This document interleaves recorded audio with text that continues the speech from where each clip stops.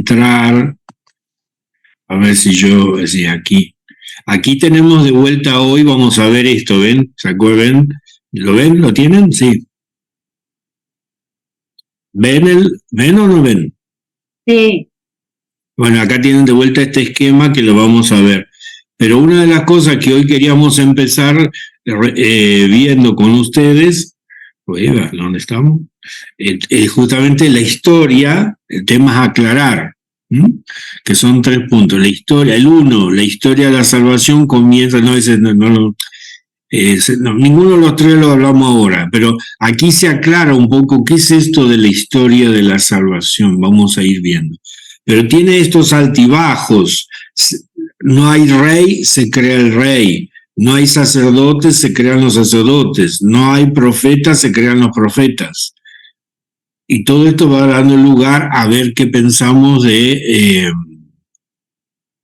entonces de cómo va a ser el Mesías. Pero lo vemos hoy un poco, ¿va bien? Si al final de todo te quedan dudas, escribílas. Una pregunta y después, ¿va bien? ¿Empezamos? Empezamos. Bueno. Vamos a pedir. Dale. En el nombre del Padre, del Hijo y del Espíritu Santo. Amén. Vamos a pedir que el Espíritu Santo nos inspire esta noche, nos dé la luz espiritual para que no sea solo un conocimiento, una curiosidad humana, sino que nos sirva para crecer espiritualmente todo esto que vamos a ver y seguiremos viendo los próximos miércoles, y preparemos nuestro corazón para la venida, el nacimiento del Salvador. Rey celestial, consolador, Espíritu de la verdad, que estás en todo lugar y todo lo llenas, tesoro de bienes y dador de vida, ven a habitar en nosotros, purifícanos de todo pecado, y tú, que eres bueno, salva nuestras almas. Gloria al Padre, y al Hijo, y al Espíritu Santo, ahora y siempre, y por los siglos de los siglos. Amén. Amén. Un breve repaso.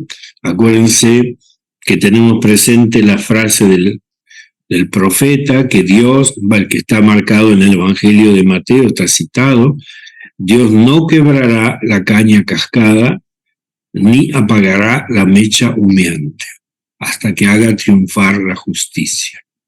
Eso es lo que nos mueve, ¿no?, a hacer estas reflexiones. Bien, vimos lo del Adviento, que es un tiempo de reacondicionar, reacomodar nuestros sentimientos, que por diversos motivos pueden descontrolarse, y debemos aprender a reconocerlos y a controlarlos. Porque siguiendo a Shekel, él habla que uno de los temas de esta etapa que vamos a ver, de la espera del Mesías, del Adviento, es resistir, pero no de cualquier manera, sino resistir espiritualmente.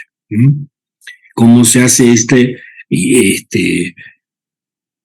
no caer en una nostalgia paralizante, como dice aquí, sino justamente en un deseo de futuro que nos moviliza, pero que nos hace acordar de la fidelidad de Dios, y entonces nos mueve hacia adelante? Es decir, no lloramos lo que pasó, deseamos lo que vendrá, por decirlo así.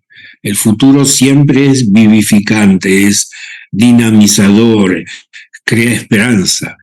Recordar siempre, por eso esto de reacondicionar, reacomodar los sentimientos, viene también cuando veamos el Salmo 137, como dijimos, y este canto de los... ¿Por qué? Porque los judíos ya pasaron por esto, y al pasar por eso tuvieron que darse cuenta qué sirve y qué no sirve, qué es una ayuda y qué es un estorbo, digamos, ¿no? ¿Va bien? Entonces hoy, el segundo encuentro, vemos la idea de que cómo nace la idea del Mesías, la promesa y las formas que adquiere el Mesías. Yo puse ahí una expresión, como dijo Alberto, que yo digo malas palabras, triple munus, que lo vamos a citar Quizás de todos ustedes, Hernando entiende un poco más esto, pero es bueno tenerlo presente. Y entonces, temas a aclarar. Una cosa que el otro día no se dijo, pero que es esto, que ustedes van a encontrar libros de la Biblia antiguos, o textos que dicen que parece que se van allá lejos. Por ejemplo, el Génesis habla de tiempo que ni sabemos cuándo fueron. ¿Mm? Pero resulta que historia propiamente y una historia de salvación comienza cuando somos libres. Cuando uno es esclavo no tiene historia de salvación, ¿no? Con la liberación de Egipto, ahí se puede empezar a escribir una historia. Por eso, ¿cuál va a ser la fiesta más grande para el pueblo judío hasta hoy día? Después de 3000 años, ¿quién dijo algo? ¿Cuál es la fiesta más grande? Que nosotros también la tenemos, pero de otra forma. ¿Cuál? Pascua. La Pascua.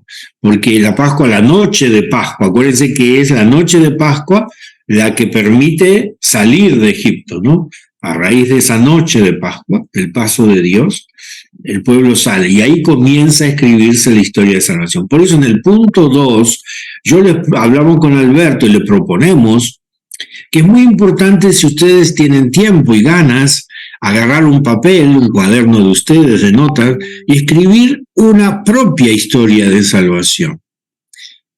Cada uno tiene que tener presente en la vida de uno episodios que marcaron una diferencia en mi vida, que yo puedo decir, tal cosa pasó tal día que mi vida cambió, tal cosa pasó en tal lugar y yo puedo decir que mi fe se agrandó, tuve más fe, tal cosa. Entonces, marcar, y así haríamos como en el mapa que ustedes, no en el, así en el esquema que ustedes vieron, mi propia historia de salvación. Yo les digo, si ustedes me dicen cómo empieza mi historia de salvación, el recuerdo de la noche de Pascua que mi padre era ucraniano, y nos llevaba a nosotros a los 5 años de la mano en Buenos Aires, llevando la canastita para ir a bendecir la comida. Es decir, yo recuerdo eso. ¿Por qué? Porque había de todo. Mi padre era con un orgullo que iba a hacer eso, que era. Incluso cuando nos tocaba viajar en colectivo era gracioso porque el colectivo se llenaba de aroma a chorizo, a todo eso, ¿bien? Y todos nos miraban qué es lo que esta gente lleva. Pero justamente ese episodio, lo recuerdo hasta ahora, era la mano de mi padre que me llevaba a mi hermano y a mí a bendecir. Mi madre no era tanto de ir, pero mi padre era sagrado, eso era fundamental. Entonces, si iría, podría poner tal, a los 5 años de mi vida, tal cosa. Entonces, después cada uno, no sé, es una propuesta. Si la quieren, la reciben, ténganla para ustedes. Es muy importante, sí, recordar cómo Dios fue actuando en mi vida, y eso es único, hermanos, no hay otro, ¿eh? Lo que le pasó a Inés y no me pasó a mí, lo que le pasó a Gladys le pasó a Gladys y no me pasó a mí, lo que le pasó a Anita le pasó a Anita y no me pasó a mí. ¿Se entiende? Esto también es muy lindo, a mí es un tema que siempre me apasionó, como la irrepetibilidad. No se puede repetir, no se repiten. Dios nunca se repite, Dios no hace. ¿Vieron cuál es la frase cuál es este jovencito beato que me olvido? Acutis. Carlos Acutis. Que él dice, Dios no hace fotocopias. ¿No? Entonces, a mí me gustó mucho. En nuestra vida no hay fotocopia, se parecen, claro, lógico, pero no. ¿Ah? El punto 2. Punto 3, nos quedó aclarar con Alberto, y esto lo dejo en las manos de él, no sé si ahora o más tarde, pero el ayuno de nuevas revelaciones. Que habíamos, se decía eso, no sé si te parece ahora o más tarde, total. No, lo pasamos ahora. Bueno. Los tragos amargos, cuanto más rápido, mejor. A ver. Ayuno de nueva, porque El Adviento, en realidad, en el rito bizantino, es la Cuaresma de Navidad. Sí, es un tiempo penitencial, se habla de ayuno. Ayuno, y aquí vimos ayuno de nuevas revelaciones. El padre siempre insiste que años atrás, lo top, en los años 70, lo top era ser ateo. ¿Sí? Hoy en día, lo top es creer en casi cualquier cosa. Todo se cree. Las piedras hablan, los espíritus vienen y van, los ángeles vienen por comida, qué sé yo, cualquier cosa. Entonces, ¿qué es esto de ayuno de nuevas revelaciones? La revelación pública de Dios se concluyó. Acá tomamos un pasaje de Hebreos 1:12, pero nos quedamos con la primera partecita. Después de haber hablado antiguamente a nuestros padres por medio de los profetas, en muchas ocasiones y de diversas maneras, ahora en este tiempo final, si estamos viviendo el final de los tiempos, estamos en la era mesiánica, el Mesías ya vino, ¿sí? En este tiempo final, Dios nos habló por medio de su Hijo, a quien constituyó heredero de todas las cosas y por quien hizo el mundo.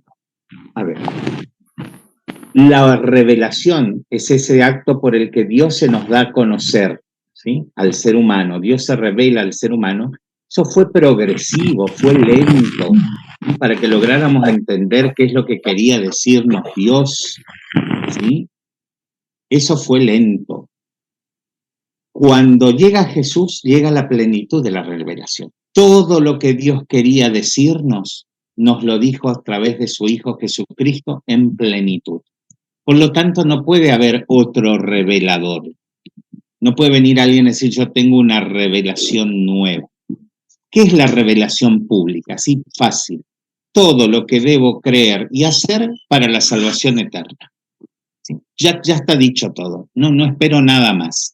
Y ustedes me dirán, pero ¿y las apariciones de la Virgen, los mensajes, etcétera, etcétera?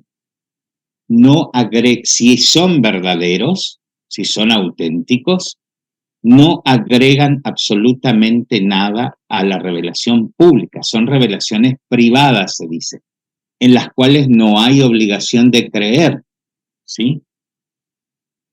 En la revelación pública, es decir, aquella revelación necesaria para la salvación, sí debo creer, ¿sí? ¿Cuándo se cerró la revelación pública? Dice la Iglesia con la muerte del último de los apóstoles. Nosotros suponemos, pero son suposiciones, que fue Juan. La Iglesia no lo dice. La Iglesia dice con la muerte del último de los apóstoles se cerró, porque allí ya a través de los apóstoles nos llegó la doctrina de Jesús, la enseñanza de Jesús, el amor de Jesús, se cerró todo allí. ¿Sí? Hay un texto en la carta a los Gálatas, Gálatas 1:8, que habla el mismo San Pablo. Búsquenlo, si tienen la Biblia, búsquenlo y márquenlo. Es muy importante este texto. ¿Cómo es? Gálatas 1:8 en adelante. Gálatas 1:8. ¿Sí? Fíjense, puede ser que ustedes tengan otra traducción que la mía, pero va a decir lo mismo. ¿Lo encontraron? La carta a los Gálatas está después de la segunda a los Corintios.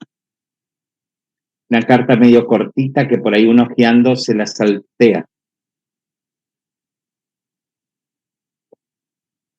¿Encontraron? 1:8. Gálatas, capítulo 1. Versículo 8, sí. Solo eso, sí. Sí, en adelante. ¿Alguien lo quiere leer? Leo. Va. ¿Nos vamos a pelear? No. Bueno, rápido, gente. Me sorprende que ustedes abandonen tan pronto a aquel que según la gracia de Cristo los llamó y se pasen a otro No, evangelio. eso estás leyendo 1.6. Perdón, 1.8. perdón, que no veo con los 8. lentes muy chiquitos. Ese es el 8. 6, el 8. Perdón si es el 6. Yo no veo bien, Alberto. Pero aunque nosotros mismos o un ángel del cielo viniese a evangelizarlos en forma diversa a como lo hemos hecho nosotros, yo les digo, fuera con él. Se lo dijimos antes y de nuevo se lo repito. Si alguno viene con un evangelio que no es el que ustedes recibieron, fuera con él. Anatema. ¿Qué significa eso, Alberto? Anatema ¿Digo? es, sí, hasta ahí. O sea, Ahí. San Pablo está diciendo, aunque yo mismo, dice San Pablo, o venga el mismo ángel del cielo a predicarles un evangelio distinto al predicado por los apóstoles, por la fe apostólica, sea anatema, o sea, sea maldito, no sea escuchado, sea rechazado. ¿Mm? Él está diciendo, aunque yo o un ángel del cielo les predicara un evangelio distinto. Es decir, acá nosotros vemos que la revelación está cerrada. Puede venir un ángel del cielo a predicar otra cosa y hay que desoír al ángel y oír la fe apostólica que predica la iglesia. ¿Sí? Por eso nosotros decimos que la iglesia es apostólica, porque nos predica la fe que viene de los apóstoles, de la enseñanza de los apóstoles. Recuerden, mis hermanos, ¿quién fue primero, la iglesia o la Biblia? Los que hicieron el curso bíblico. La iglesia. La iglesia fue primero. Sí, La Biblia se creció y se formó en el seno de la iglesia. La iglesia prefigurada en el pueblo de Israel y la iglesia ya manifestada en las primeras comunidades cristianas. Recuerdan que el Nuevo Testamento se terminó de escribir pasado el año 100. Entonces, ¿en qué creía esa gente si no estaba el Nuevo Testamento? Y el Antiguo lo tenían desde Israel. Creían en la enseñanza de los apóstoles. ¿Sí? Entonces, esa revelación pública está cerrada. ¿Qué vivimos en el mundo actual? Una ansia de nuevas revelaciones. Lo que enseñó durante 2000 años la iglesia, eso no sé si es tan así, pero bastó que venga un gurú de no sé dónde, y qué sé yo, y que diga tal cosa. Eso es verdad. Eso es verdad. ¿No?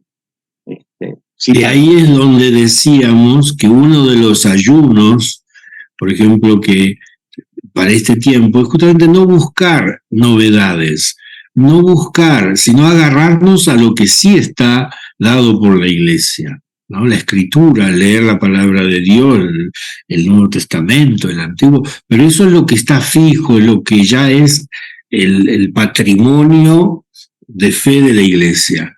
No correr detrás de novedades, porque esta es una tentación que tenemos muchas veces, y hay de todo, hay de todo. Mire, vez pasada, me acuerdo en el colegio, trajeron una película que se llama El Gran Milagro, y está basado en una vidente que está en Bolivia, que no sé cómo se llama, y me acuerdo que me costó mucho esfuerzo, y con Alberto lo habíamos hablado mucho, porque se hace una película en base a esas videncias, y termina viendo en la misa, está lleno de demonios por todos lados. Y yo le decía, bueno, Alberto, yo le dije a la persona que me lo trajo, o le quitan todos estos demonios, o no pueden pasarle eso a los niños. ¿Cómo le van a crear la idea de que en la misa está, en la iglesia, vamos a misa y está lleno de demonios ahí que nos agarran por todos lados? Y que eso lo puede decir la vidente, pero eso en la Biblia no está escrito. Eso no, la iglesia nunca lo dijo, eso. Eso no quita que se crea, que aceptemos que haya demonios, eso es otra cosa. Pero así como tal, no. Entonces a veces el ansia de novedades hace que tomemos como verdadero cosas que y son triviales, porque tiene el mismo peso a veces, disculpen que pero pienso que les va a aclarar. A veces ustedes han tenido algún sueño y la Virgen que se le apareció en un sueño, y vienen y me consultan, pero ¿y qué quiere decir? Lo que quiere decir es una cosa para usted. Pero eso no quiere decir que va a ir a la parroquia, a todo el mundo tenemos que creer lo que usted le dijo a la Virgen, porque eso, no sé si me explico. Eso es un regalo por ahí que esto tuvo un sueño, pero es un sueño. Primero que es un sueño, vamos a ver, démosle esa. Pero eso no obliga. Y también pasa con las devociones, ¿no? Lo que a usted, a Inés le parece una hermosa devoción, rezar el rosario, otro de los hermanos no conoce el rosario, no lo reza, hace otra cosa. Pero no por eso no tenemos la posibilidad de decir que es mejor o peor, nada, eso no nada que ver, no tiene nada que ver. ¿Se entiende más o menos mejor con esto? Es decir, no quita que los sueños, que lo que nos pasa, uno los pueda leer y decir, bueno, esto me lo regaló Dios. Sí, es verdad. Dios me regaló esta experiencia, bueno, me hace bien, muy bien, la asumo, pero no es una revelación, no agrega nada a la Biblia, no agrega nada a la historia de la iglesia, digamos. Agrega en todo caso alguna cosita a mi historia de salvación que les dije acá. Bien, se aclaró un poco mejor. Sí, padre, le agradezco porque eso es algo que yo nunca, o sea, era un peso, me sacó un peso espiritual de encima con esta aclaración. Bueno, pero ¿sabes por qué, Ana María? También? Porque esto tuvimos que enfrentarlo también Alberto y yo, o también Hernando, cualquiera que estudie, se encuentra con este texto de Gálatas, y Pablo dice esto, y todos va a decir, la Escritura continuamente nos alerta de que van a venir, incluso van a venir gente que habla contrario a lo que fue la revelación. ¿O no vieron ahora? Vamos a poner otro ejemplo que está. Ya el otro día un judío decía, y lo que está pasando en Israel y jamás, eso que ya el signo de que viene el apocalipsis. Bueno, si a vos te parece, léelo con esas cosas, pero no es, la escritura no habla de eso. Sí, va a haber señales, va a haber un montón de cosas, pero esas señales ya pasaron también hace 2000 años. En otra ocasión, si quieren, pues vamos a hablar de cuando Pablo tenía la idea de que el fin del mundo se venía ya y después no vino y se murió y no vino nada. Pero bueno, cada época uno se plantea si este no es el fin del mundo, pero por ahora pasaron 2000 años y no hay signo de que sea el fin del mundo. Sí sucede que es el fin de mi mundo, ¿no? Eso. Muere mi mundo y muero yo a este mundo, pero eso no significa el fin del mundo, ¿no? Y que Jesús va a volver en gloria. Pero sí creemos que va a suceder, Ahora, bien, avanzamos porque si no nos quedamos, ¿va?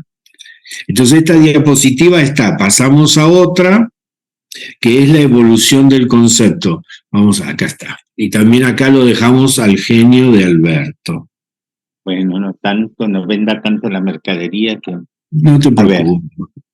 Bueno, ¿cuándo empieza la idea de Mesías? Lo primero tenemos que tener, porque acaba de haber citas del Génesis, si usted mira. ¿Sabés qué, Alberto? Creo que habrá que nosotros ya lo nombramos y no sabemos. No sé si ellos tendrán claridad de saber qué significa Mesías, que comprende la palabra Mesías. Eso no lo... ¿Alguien tiene idea de qué es Mesías? Literalmente, así sin vuelta, ¿qué significa la palabra Mesías? Mesías. El mensajero. En hebreo. El enviado, tengo entendido. No. El mensajero. No. ¿Dios con nosotros? No.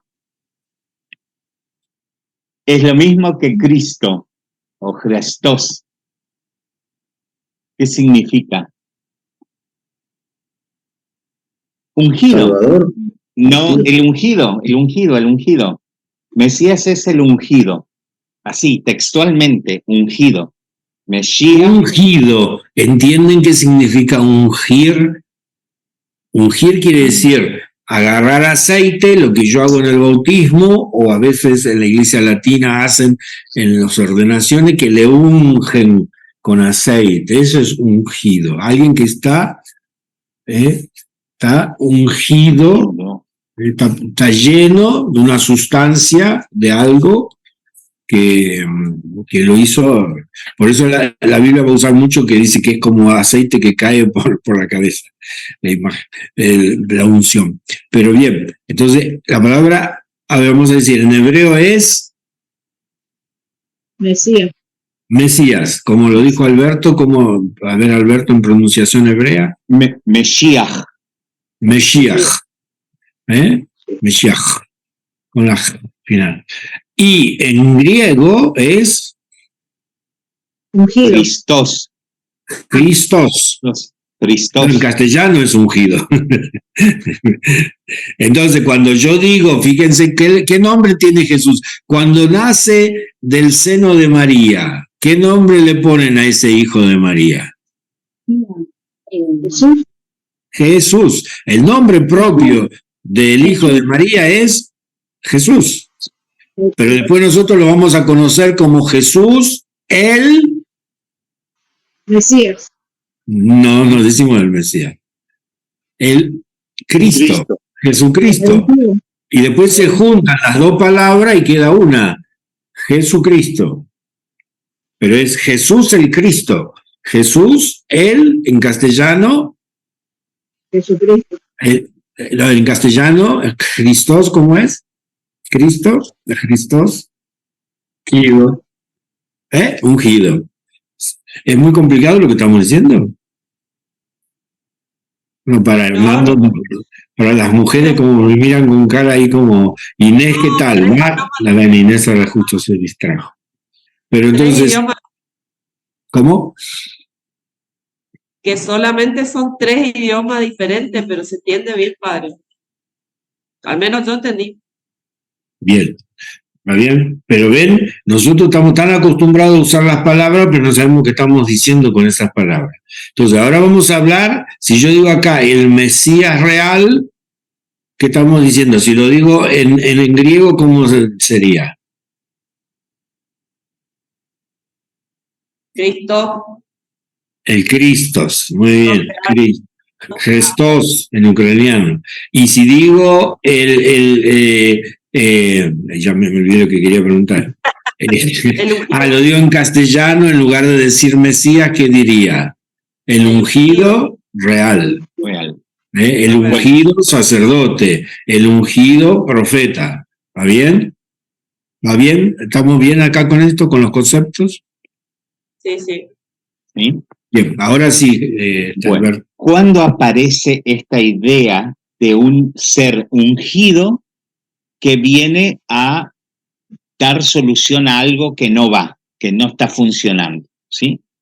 Esto empieza cuando entra en crisis la monarquía, cuando se divide el reino, ¿sí? Y los reyes son realmente uno más mamarracho que el otro.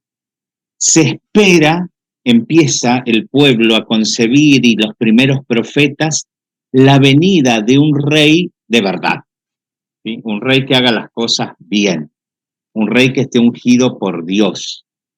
Entonces empieza a formarse esta idea de que el ungido de Dios va a tener el título de rey, va a ejercer como rey. Esto ya viene desde el libro del Génesis. Ustedes me dicen, Alberto, pero el libro del Génesis cuenta ya al principio. Sí, pero el libro del Génesis no fue escrito al principio. El libro del Génesis fue escrito miles de años más adelante de lo que cuenta. Entonces ya estaban en plena espera del Mesías. Si ustedes quieren, va rápido. Nando, busca Génesis 49:10. Ana María, cualquiera de las dos, busca Números 24:17. Y Inés, por ahí si tenés la Biblia a mano, segundo libro de Samuel, capítulo 7. ¿Sí? Génesis 24. No, Números 24:17. ¿Qué es Génesis? ¿Y número? Génesis, cada uno busque una distinta, ¿sí? Génesis buscaba Nando. 20. ¿Sí? Números, ¿quién buscaba? Yo. Bueno, dale. ¿Qué número? ¿Qué capítulo? 24:17. Samuel, segunda de Samuel o primera de Samuel. Segunda de Samuel 7. 7. Bueno. ¿Sí? ¿Leo?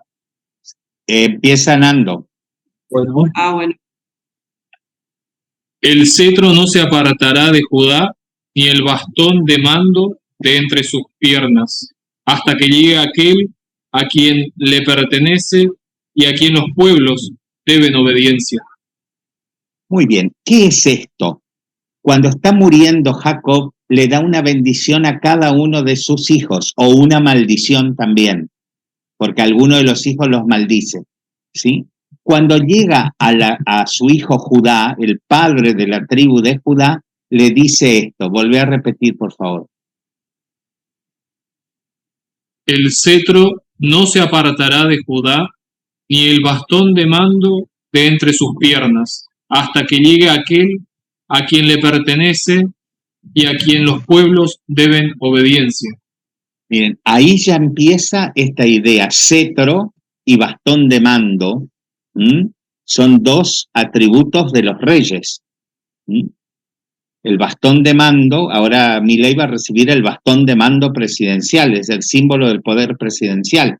Viene de los reyes eso, el bastón de mando. La democracia tomó un símbolo de la monarquía, el bastón de mando. Y el cetro, que es otra forma de bastón, tiene otra forma, dice, no se apartará de Judá hasta que venga aquel que tiene que venir. Acá ya empieza esta idea de que viene un rey ideal, ¿sí? ¿Por qué? Porque la monarquía está en crisis, porque los reyes son unos mamarrachos, y se espera con el nacimiento de cada príncipe que se cumpla la profecía, pero no se cumple, porque el príncipe que nace es más mamarracho que el padre. Entonces va a decir, esto va a venir, ¿sí?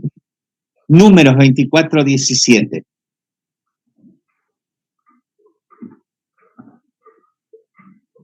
Lo veo, pero no por ahora.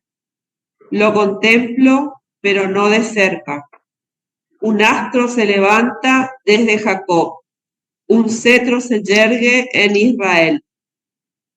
Le pega a Moab en las sienes y en el cráneo a todos los hijos de Set.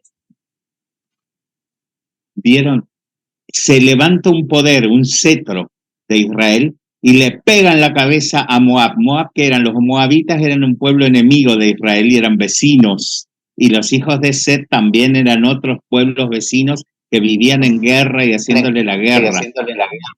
Entonces va a surgir este poder que va a derrotar a los enemigos. O sea, acá ya es un rey victorioso. O sea, acuérdense de esto porque con Jesús pasa exactamente al revés. Un rey victorioso, guerrero, un rey guerrero que vence a los enemigos. Y el último, vamos rápido. Sí. Capítulo 7. Sí.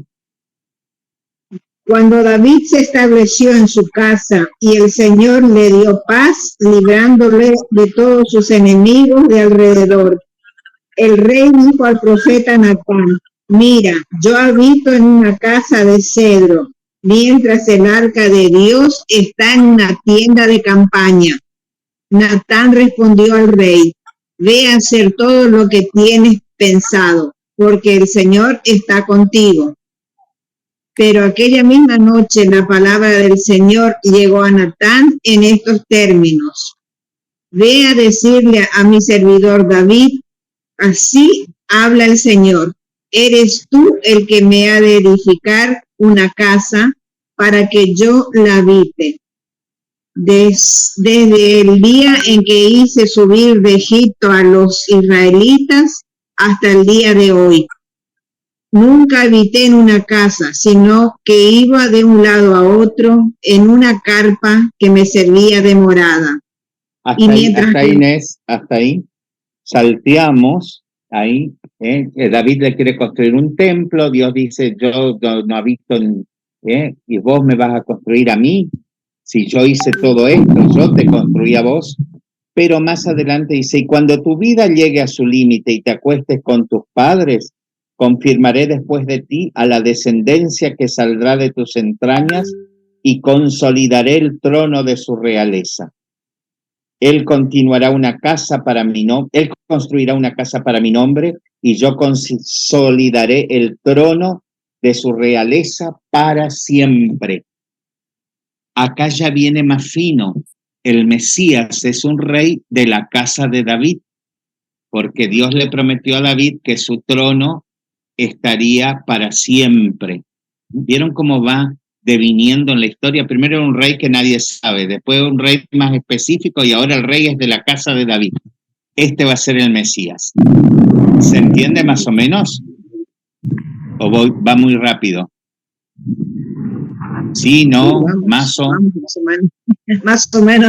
Más o menos.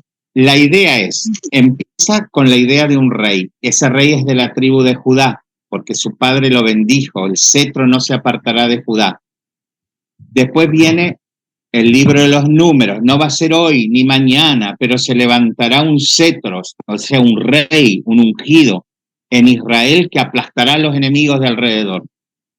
Y después vemos la profecía de Natán, que ese rey ungido, ese Mesías, es de la casa de David, porque Dios le promete a través del profeta Natán que la realeza nunca se apartará de la casa de David, ¿sí? Su trono durará para siempre en sus descendientes, ¿sí?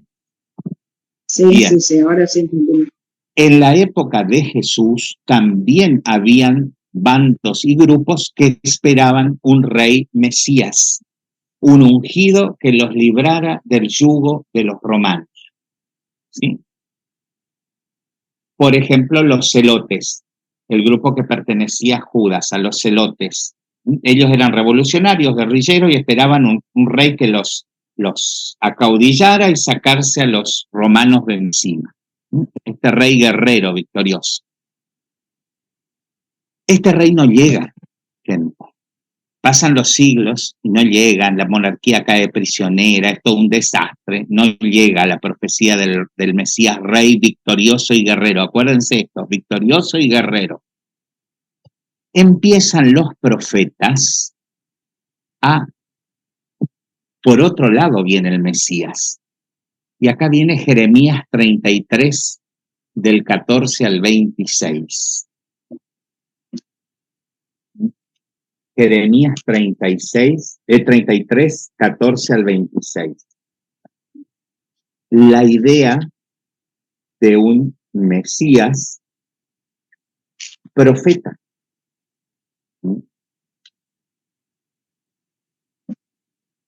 Llegarán los días, será todo el Señor.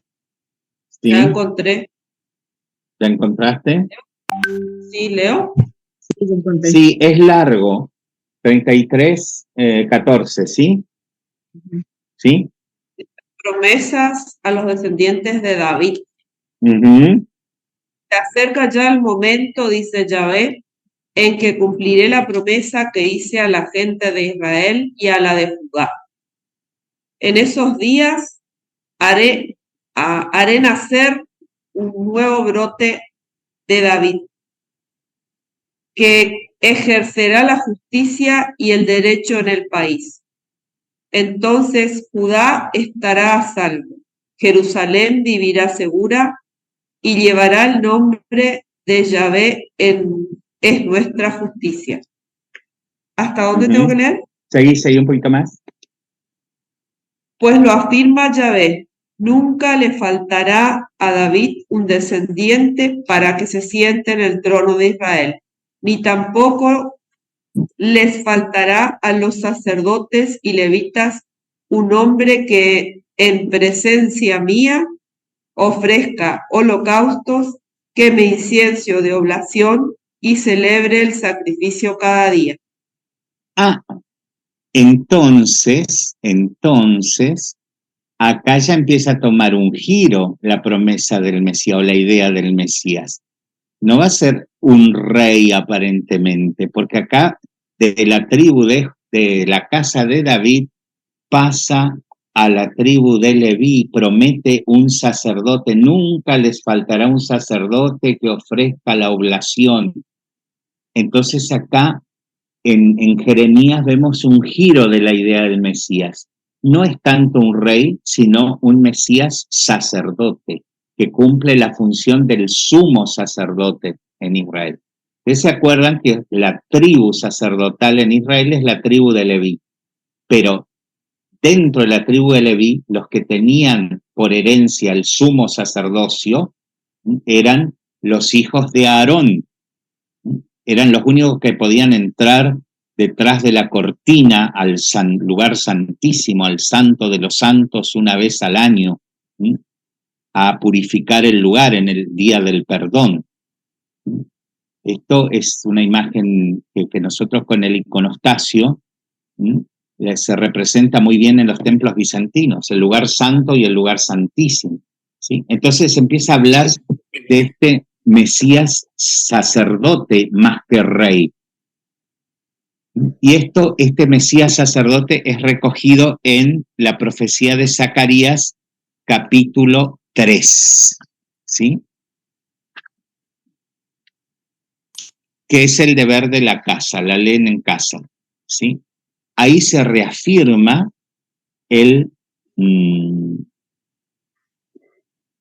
la promesa de un Mesías sacerdote.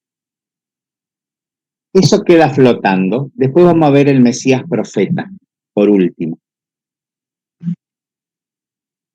¿Se acuerdan que yo les dije que Judá se había ido al destierro? Año 587 a.C., Nabucodonosor cae el reino del sur, cae Jerusalén, se destruye el templo que construyó Salomón y se van todos al exilio, ¿sí? Cuando vuelven del exilio, ahí está el profeta Zacarías, ahí está el padre buscando la línea de tiempo, Zacarías 3, vuelven del desierto y miren esto, vienen dos personajes de ellos en el desierto, del destierro vuelven como dos líderes. Uno es Zorobabel, que es el heredero de David, por lo tanto es el rey, tendría que ser el rey, y el otro es Josué. Y miren lo que dice el profeta, en una visión, Zacarías dice: después me mostró al sumo sacerdote Josué, que estaba ante el ángel de Yahvé, a su derecha estaba el Satán para acusarle. Dijo el ángel de Yahvé al Satán: Yahvé te reprima, Satán, reprímete. Yahvé, el que ha elegido a Jerusalén. ¿No es este un tizón sacado del fuego? Estaba Josué vestido con ropas sucias de pie ante el ángel. Tomó la palabra y habló así a los que estaban ante él: quitadle esas ropas sucias y ponerle un traje de fiesta. Colocad en su cabeza una diadema limpia. Lo vistieron con un traje de fiesta y colocaron en su cabeza la diadema limpia. El ángel de Yahvé, que seguía de pie, le dijo: mira, he pasado por alto tu culpa. Luego el ángel de Yahvé advirtió a Josué: así dice Yahvé, si actúas según Yahvé, según sus normas y guardas sus mandamientos, estarás al frente de mi templo y tú mismo guardarás mis atrios. Yo dejaré que tú te acerques con estos que están aquí. Empieza un juego allí entre Zorobabel y Josué de la idea de un Mesías que sea sacerdote y que sea rey a la vez. Las dos cosas. Ya no es o rey o sacerdote, es sacerdote y rey. ¿Sí? Se va entendiendo cómo va girando la idea de Mesías, cómo va evolucionando. ¿Sí? Primero era un rey poderoso, un rey guerrero que iba a vencer a todos. Después no, era un sacerdote, nunca faltará uno que me ofrezca la oblación santa. Y ahora, al regreso del exilio, estamos en el 538, 537, antes de Cristo, empieza la idea de que este Mesías, este ungido, va a ser sacerdote y rey a la vez. Las dos cosas. Pero también aparece que este Mesías va a ser profeta. Vamos a leer solo uno. Isaías 61, 1, 2.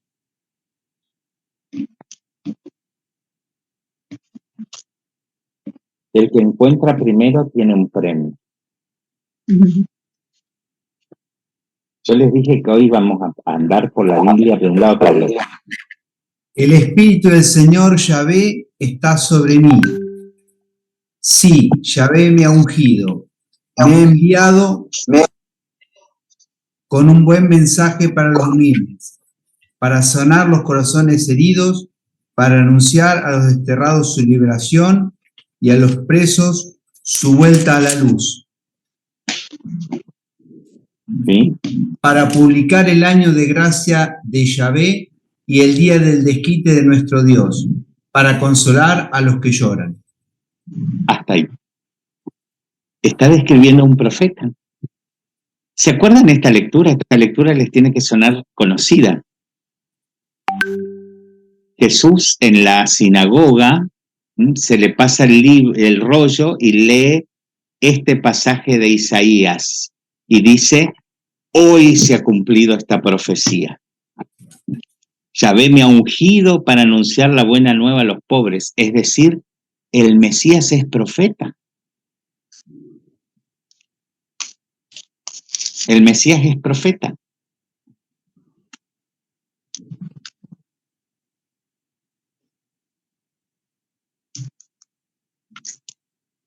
Y ahora viene una idea de Mesías que en la época de Jesús fue bastante resistida.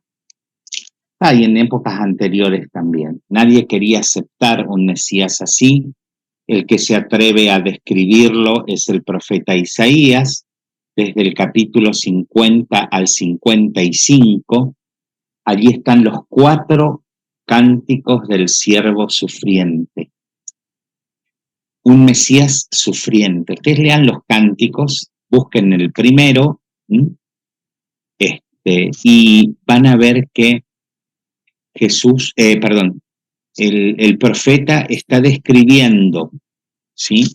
En primer lugar, sus propios sufrimientos, pero estos sufrimientos quedan como cortos con las cosas que va diciendo.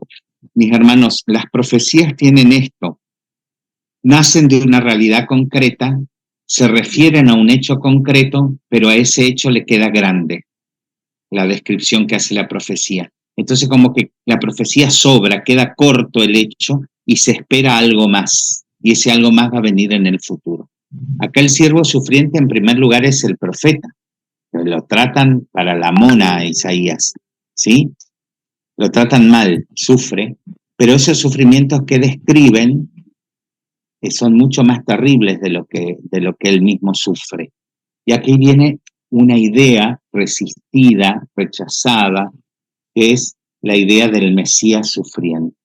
El ungido va a ser un Mesías que sufre. Un Mesías que es tenido por nada, se da vuelta la cara para no mirarlo, parece un desecho humano, gusano más que hombre, va a decir. En los cánticos del siervo, lo va a describir en toda la crueldad. Nosotros, a la luz de la pasión de Cristo, reinterpretamos estos cánticos, ¿no? Abandonado de Dios y maldito. Esta idea del siervo sufriente es muy fuerte. Bien. Sí. Yo diría lo último, dejarlo un poquito, pero ya estas 4 cosas que ha dicho, miren, esta diapositiva, se la mandamos por supuesto, ya ustedes tienen mucho para leer, profundizar, rezar, pero van a descubrir esto que después Jesús lo va a resumir en él todo. Y no solo Jesús el Cristo, el Mesías, el ungido, va a ser sacerdote, va a ser rey, va a ser profeta, va a ser siervo sufriente, sino que a su vez le concedió a los que lo siguen, porque nosotros somos seguidores del Cristo. ¿Y cómo somos? Cristianos. Por eso somos cristianos. Entonces, en nosotros también va a estar esta capacidad de reinar, esta capacidad de ser sacerdotes, de ser profetas y de ser hombres que sufran. Y eso es lo que quizás queremos decir de todo esto. Se fue desarrollando durante muchos siglos para llegar a Jesús y para que después, a su vez, pasara a nosotros. Por eso a veces cuando uno dice, si estamos en un lugar y toda la gente me mira a mí y dice que rece, vamos a rezar, que rece el Padre, porque Él es sacerdote. Y yo le tengo que decir, a ver ahora con esto que ustedes acaban de escuchar, ¿quién es sacerdote? ¿Cómo no escuché nada? ¿Quiénes son sacerdotes? Todos.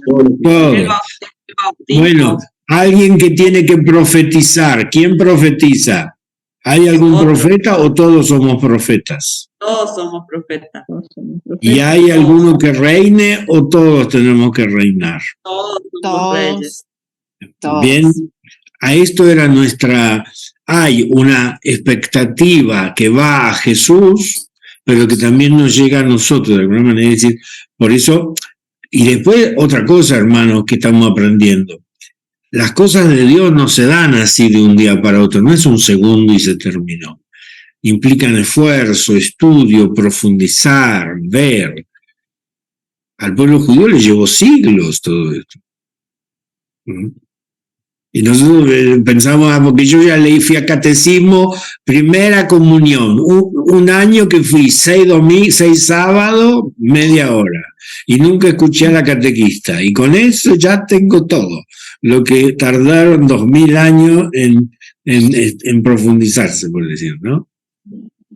Y nosotros tenemos que despertar estos días de Adviento el deseo de conocer esto, el deseo de vivir esto.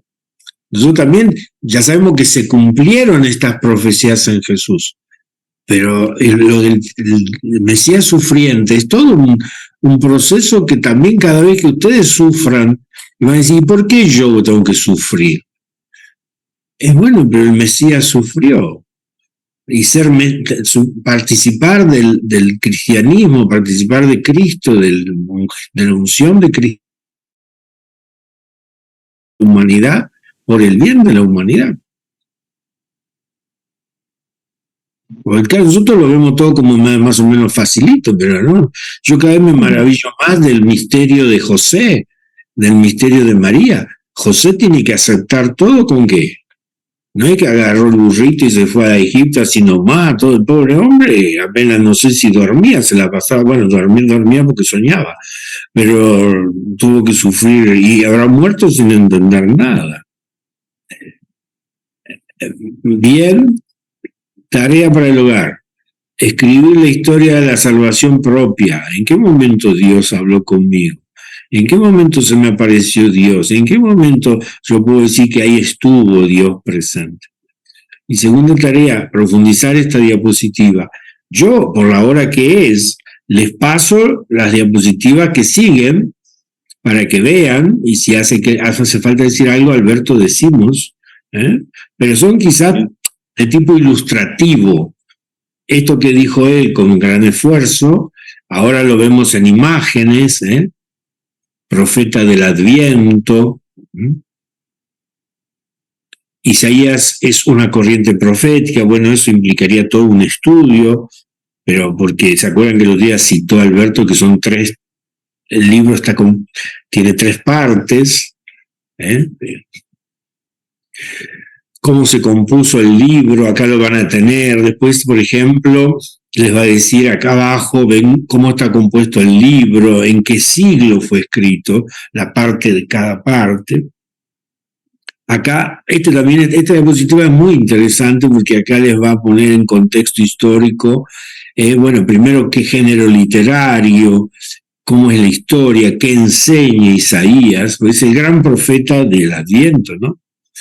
Entonces nos quedábamos en el primer Isaías, y en el segundo Isaías, que es este, que es el que vuelve del exilio, que vamos a dedicarle el tercer encuentro más a este tema, ¿no? Y el tercer Isaías, que ya es a la vuelta del exilio. ¿Y qué le quería decir en esta diapositiva? Que el texto hebreo de Isaías ha llegado íntegro hasta nuestra época. Entre los manuscritos de Qumran. Y en Israel existe un museo que de afuera se ve como se ve acá, y adentro se ve acá, que lo único que tiene adentro es el rollo de la escritura, de la palabra de Dios, y acá está la palabra, cómo se encontró. Esto se llama el Museo del Libro. ¿Sí? Y es muy interesante porque ven por dónde entra la luz. El único lugar que entra la luz acá en el techo. Hay una vidrio, se entra la luz. Y cuando uno sale del museo, ¿con qué se encuentra? Con un muro enorme negro. Porque los hijos de la luz, que son los que están con la palabra de Dios, después en la vida cotidiana se encuentran con la oscuridad del mundo también. Y los que no están en la luz están en las tinieblas. Han hecho un museo que juega mucho con símbolos. ¿Tú estuviste, Alberto? ¿Vos estuviste? Sí, es impresionante. Salir es impresionante. Entrar impresiona y salir peor. Este libro, entonces, estos libros que tienen más de 2000 y pico de años, se encontraron los manuscritos, ¿no? Seguimos. Bueno, le queríamos hacer escuchar una canción, quizás ahora para terminarla podemos escuchar. Esa canción se llama El Profeta. Ya la deben conocer, de la Iglesia Latina, pero es muy lindo, pero es un poco, relata lo que es la vocación profética, ¿no? Bueno, después le queríamos enseñar a ustedes qué son los profetas mayores. Yo creo que este curso lo pensamos para 4 años nosotros, no para 4 años. Para 4 semanas. Miren, acá es relativamente fácil. ¿Por qué se llaman mayores? No porque sean más importantes que los otros, sino porque se conservaron más escritos de estos profetas y los libros son más grandes. Pero les voy a complicar la vida, porque yo hoy vine con ese propósito, complicarles la vida. Daniel, el libro de Daniel, ¿sí? El libro de Daniel no es un libro profético, es un apocalipsis. Es el gran apocalipsis del Antiguo Testamento. El género literario es apocalipsis. Léanlo y cuando tengan tiempo, cuando tengan ganas, pero es una visión tras otra, un símbolo tras otro, y van a ver que se parece muchísimo al apocalipsis del Nuevo Testamento. Pero está puesto en la Biblia dentro de los profetas mayores. ¿Sí? Acuérdense que nosotros hicimos el taller sobre el Apocalipsis. Si lo miran este texto de Daniel a la luz de lo que estudiamos la vez pasada, van a entender mejor todavía el Apocalipsis del Nuevo Testamento. Bien, los profetas menores. Entonces, ¿por qué menores, Alberto? A ver, si los mayores son porque se conservaron más textos, los menores es porque se conservaron poquísimos textos. Hay algunos que son de 2 capítulos. Son 12 profetas menores. Entonces son muy, muy, muy breves y responden a distintas épocas históricas, ¿sí? A veces al norte, al sur, todavía cuando existían los reinos, después cuando cayeron los reinos, ¿sí? Está todo es bastante complicado ubicarlos en el tiempo a los profetas menores, ¿sí? Son muy cortitos. Nosotros acá ahora, creo que estas son las últimas diapositivas, que queríamos relacionar la unción porque nosotros somos ungidos, somos otros Cristos, ¿no?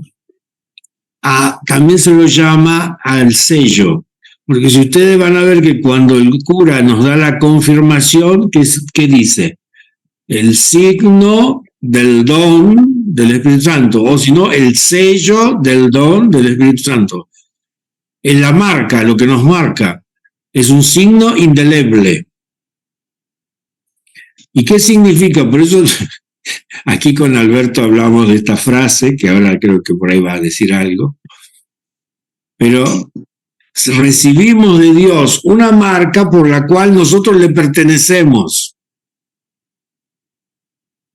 Estos textos indican que el creyente ha pasado a ser una posesión de Dios, identificada con este sello que no se puede ocultar. Dios nos hace suyos. Entonces la frase acá, según yo le preguntaba a Alberto, acá dice, tú eres mío. Pero también, ¿cómo es, Alberto? Sí, miren, es textual, pues el otro día estábamos hablando con el padre, ¿no? En hebreo es impresionante, es li atá. Atá es tú. Y li es una preposición que se lee de varias formas, pero acá se lee mío. O sea, tú, mío. Nosotros en el español tenemos que agregarle el eres, pero no existe en hebreo el eres. El verbo ser en ciertos tiempos no existe. Entonces, tú, mío. Como decía el padre, somos posesión de Dios. Pero, a ver, hermanos, yo cuando lo escuchaba el padre ahora recién, me decía esto nos tiene que dar la calma. Ninguna fuerza adversa ni de oscuridad puede hacernos nada porque somos posesión de Dios. ¿Se entiende esto? Estamos sellados con el sello de Dios. ¿Quién vio vacas en el campo? ¿Vieron como para identificar las vacas como hacen? Las marcan con fuego, con una marca que se registra en un registro legal de marcas, y el animal marcado señala la pertenencia a ese dueño. Bueno, este carácter, esta marca del Espíritu, somos posesión de Dios. Esto es llenarnos de tranquilidad, no hay fuerza adversa. O sea, nos quitan los temores. Somos posesión de Dios, estamos sellados por su sello. Tú, mío. Después la otra posibilidad, Alberto decía, es Isaías 43:1-5. Ahora así habla el Señor, el que te creó, Jacob, el que te formó, Israel. No temas, porque yo te he redimido, te he llamado por tu nombre. Tú me perteneces. Tú me perteneces. Esa era la otra posibilidad. Tú mío, tú eres mío o tú me perteneces. Fíjense cómo sigue. ¿Quiere alguien leerlo? Porque realmente es de lo que dijo Alberto recién. Es un texto muy consolador, muy esperanzador. A ver, alguien que lea. Vamos, dale que se viene la... Si cruzas por las aguas, yo estaré contigo y los ríos no te anegarán. Si caminas por el fuego, no te quemarás y las llamas no te abrazarán, porque yo soy el Señor tu Dios, el Santo de Israel, tu Salvador. Yo entregaré a Egipto para tu rescate, a Cus y a Seba a cambio de ti, porque tú eres de gran precio a mis ojos, porque eres valioso y yo te amo. Entrego hombres a cambio de ti y pueblos a cambio de tu vida. No temas, porque yo estoy contigo. Está bien, ahí está bien. Pero fíjense, esta última frase me quise quedar porque se va el tiempo, pero es, no temas porque yo estoy contigo. ¿Qué vamos a cantar la Nochebuena? Noche de paz, noche de paz.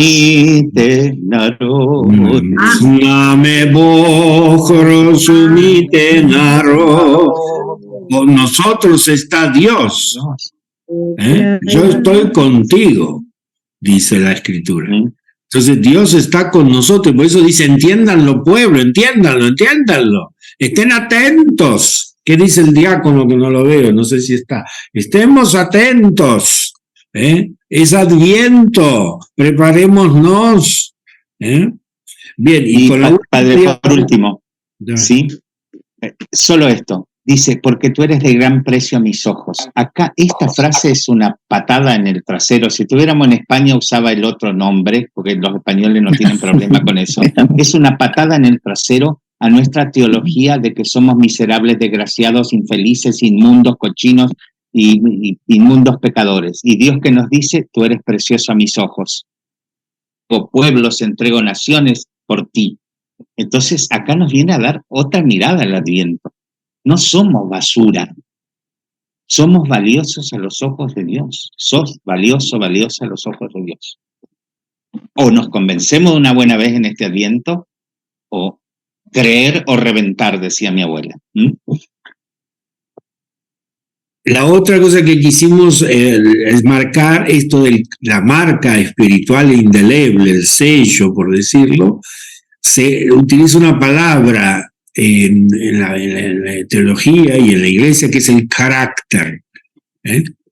Según la doctrina de la Iglesia Católica, un carácter sacramental es una marca espiritual indeleble, impresa por 3 de los 7 sacramentos. ¿Cuál imprime carácter? ¿Cuál nos sellan? Vamos a ver, las 3, leamos. Bautismo, confirmación y orden. El orden. Esos 3 no. ¿Y cómo se transmite?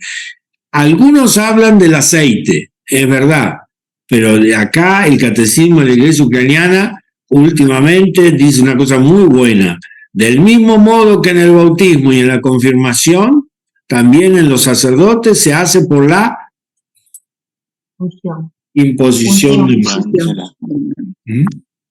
Esto imprime en sus almas el carácter indeleble de la gracia. Esto nos sella y nos hace ser de Dios.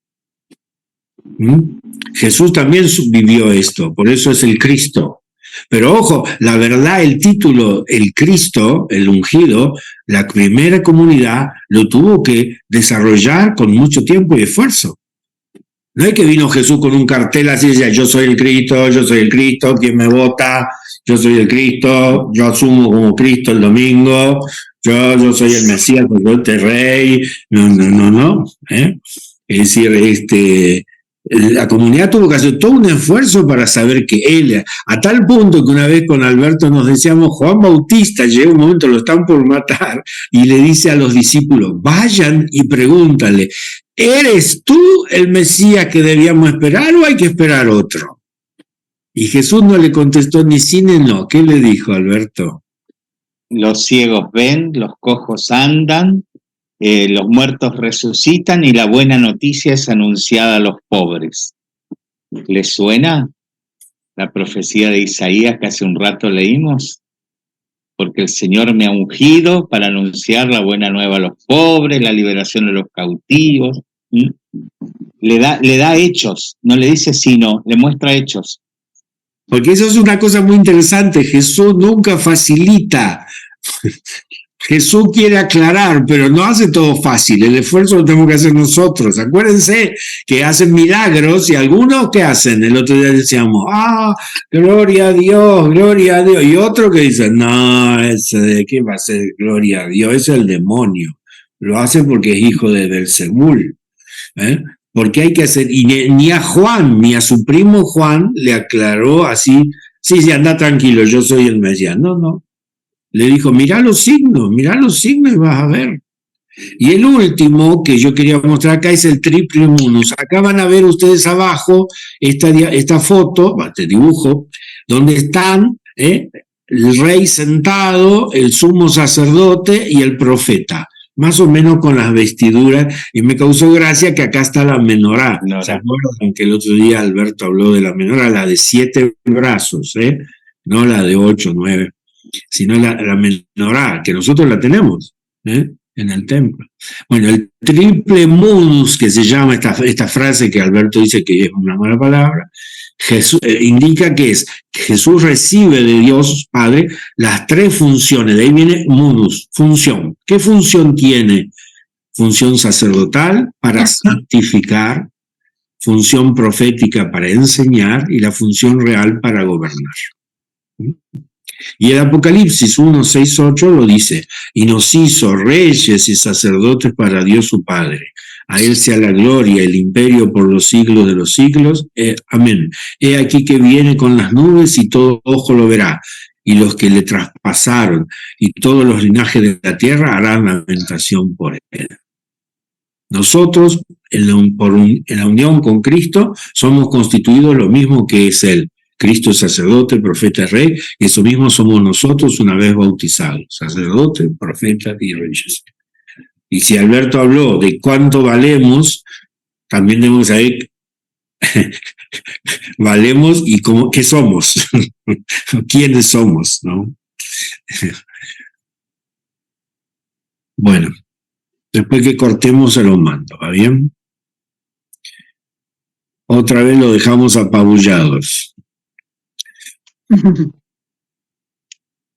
Bueno, este es el deber de la semana, masticar todo esto. A ver, lo masticamos en una semana, el santo pueblo de Dios lo masticó en 2000 años. ¿Sí? Entonces, tranquilos, si no se entiende, si hay que repetir alguna idea, tranquilos. Esto llevó miles de años entenderlo. ¿Sí? Nosotros lo decimos así muy frescamente, porque ya nos dieron masticada la comida, de alguna manera. ¿Sí? Ahora tenemos que volver a masticarla.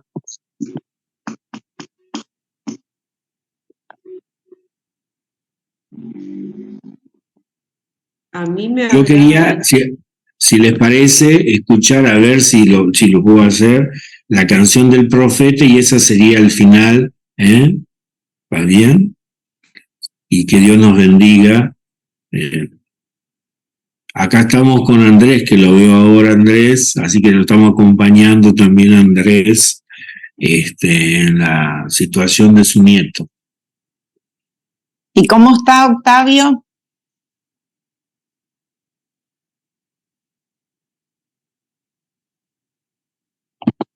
No se escucha, Andrés, está apagado su...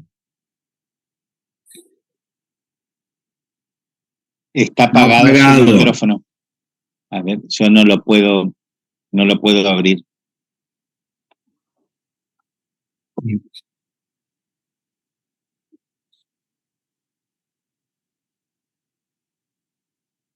No, bueno, no. Lamentablemente no podemos, Andrés, escuchar.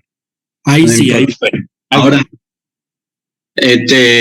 no, está en terapia intensiva, está sedado, pero el médico dice que está evolucionando muy bien y le siguen sedando para que él el remedio tome en su cuerpo y haga la mejoría que corresponde. O sea que no lo quieren despertar todavía. Y bueno, hay que tener fe nomás. Sí. Bueno, estamos orando para eso, sí, estamos rezando y fortaleza, sí. Y bueno, le acompañamos. Hoy estuve en la catedral, en el centro de la catedral de Posada, y 3 personas pidieron por él, así que se ve que en Posada hay muchos que lo están conociendo, no sé, yo no lo conocía a esa gente. Yo pedí en los grupos también, los grupos están rezando por él, mi grupo. Sí, me di cuenta. Y bueno, vale. Sí. Más vale que la oración es lo más importante. Sí. Pongo la canción, si Dios quiere que pueda hacerlo. A ver, acá.